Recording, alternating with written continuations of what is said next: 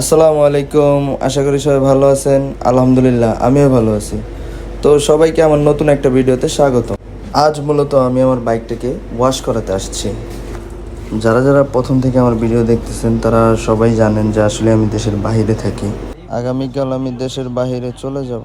এখন যে সময়টা চলে গেল আসলে তা বুঝতে পারলাম না একদমই। তো পরিবার পরিজন ছেড়ে বাইরে থাকার কষ্টটা একটু অন্যরকম। তো এখন আমার শখের প্রিয় বাইকটাকে আমি রেখে যাব, আর আমার প্রিয় কিছু মানুষ আছে তাদেরকেও আমি রেখে যাব।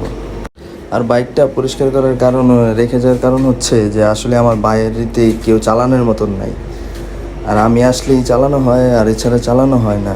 তো আবার যখন আমি দেশে আসি তখন আবার আমি মনে করেন বাইকটা আবার চালানো পড়ে, এছাড়া বাইকটা চালানো পড়ে না। তার জন্য বাইকটা একদম ফ্রেশ করে তারপরে বাড়িতে রেখে যাব।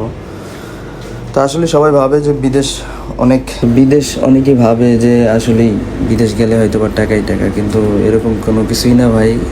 বিদেশ আসলে অনেক কষ্টের। যারা বিদেশ থাকে তারাই জানে, ঠিক আছে। টাকা এমনি গেলেই টাকা চলে আসে না, টাকা কামাইতে অনেক কষ্ট। বাংলাদেশে তো নিজের স্বাধীনতা থাকে, কিন্তু বাইরের দেশে গেলে নিজের কোনো স্বাধীনতা থাকে না। তো যখন ইচ্ছা তখন যে কোনো সমস্যায় পড়তে পারি। আল্লাহ এরকম কোনো সমস্যা না করুক। সবাই যারা যারা বাংলাদেশে আসে অবশ্যই তারা নিজেরা কিছু করার চেষ্টা করবা। বাইরে যাওয়ার চেষ্টা কখনো করবো না, কারণ অনেকে ভাবতে পারো কি আমি নিজেই বাইরে থাকি কিন্তু বাইরে যাওয়ার কথা মানা করতেছি, কিন্তু আসলে ভাই বাইরে আসলে অনেক কষ্ট। সবার জন্য সব কিছু হয় না। আর আমি আজ 10 বছরের মতন হয়ে গেছে বাইরে থাকি। তো এই যে শখের বাইকটা, এইটা রাইখা আরও শখের কিছু মানুষ আছে তাদেরকে রাইখা চলে যাওয়ার, এটার খুব মানে কষ্টকর একটা ব্যাপার। আমার একটা কথাই বলার থাকবে, তো যারা যারা বাইরে যাওয়ার চেষ্টা করতেছো আগে চেষ্টা করো যে দেশে কিছু করতে পারো কিনা। ভাই বিদেশটা অনেক প্যারা, তাই কেউ আসার আগে 100 বার ভাইবা নেবেন। তো দেখা হবে নতুন কোনো দেশে, নতুন কোনো জায়গায়, অবশ্যই ইনশাআল্লাহ।